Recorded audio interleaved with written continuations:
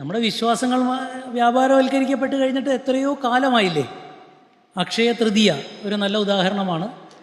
എപ്പോൾ മുതലാണ് നമ്മുടെ ഇമോഷൻസ് കച്ചവടം ചെയ്യാൻ പറ്റുന്ന നല്ലൊരു കാര്യമാണ് എന്ന് മനസ്സിലാക്കിയത്, അപ്പോൾ മുതൽ അതെല്ലാം തന്നെ കച്ചവടവൽക്കരിക്കപ്പെട്ട് കഴിഞ്ഞു, അതെല്ലാം വ്യാപാരവൽക്കരിക്കപ്പെട്ട് കഴിഞ്ഞു എന്നുള്ളതിൽ യാതൊരു സംശയവുമില്ല.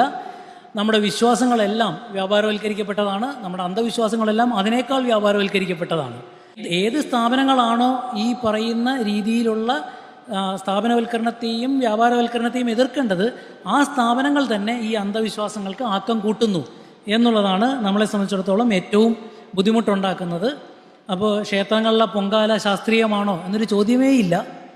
ക്ഷേത്രങ്ങളിലെ പൊങ്കാലയായാലും പിന്നെ പള്ളികളിലെ ഉത്സവങ്ങളായാലും ഒന്നും അതിനകത്തൊന്നും ശാസ്ത്രീയതയില്ല. പക്ഷെ മനുഷ്യർക്ക് ഒത്തുചേരാനുള്ള അവസരങ്ങൾ എന്നുള്ള തരത്തിൽ അവർക്കെല്ലാം വലിയ പ്രാധാന്യമുണ്ട്. ആ പ്രാധാന്യത്തെ കുറച്ച് കാണുകയല്ല.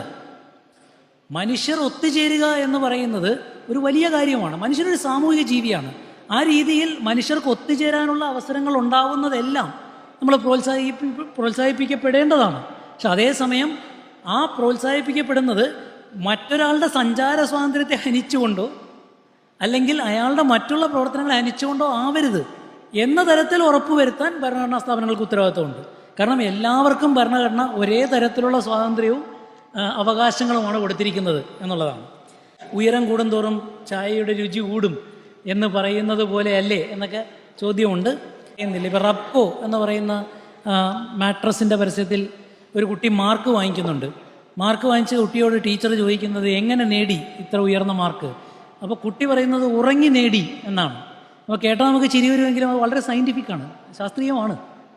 കാരണം ഉറക്കത്തിലാണ് മെമ്മറി കൺസോൾട്ടേഷൻ ഉണ്ടാകുന്നത്. നമ്മുടെ നാട്ടിൽ പരീക്ഷകളെല്ലാം മെമ്മറി മാത്രം ടെസ്റ്റ് ചെയ്യുന്നതുകൊണ്ട് ഉറങ്ങിയാൽ മെമ്മറി കൺസോൾട്ടേഷൻ ശക്തമാവുകയും പരീക്ഷയ്ക്ക് മാർക്ക് കിട്ടുകയും ചെയ്യും. അതിലൊന്നും സംശയമില്ല. അപ്പോൾ അതേപോലെ തന്നെ ഉയരം, പിന്നെ വെയിൽ എത്രത്തോളം ചെരിഞ്ഞാണ് തുടങ്ങിയതൊക്കെയാണ് ചായയുടെ രുചി നിർണ്ണയിക്കുന്ന പ്രധാന ഘടകങ്ങൾ.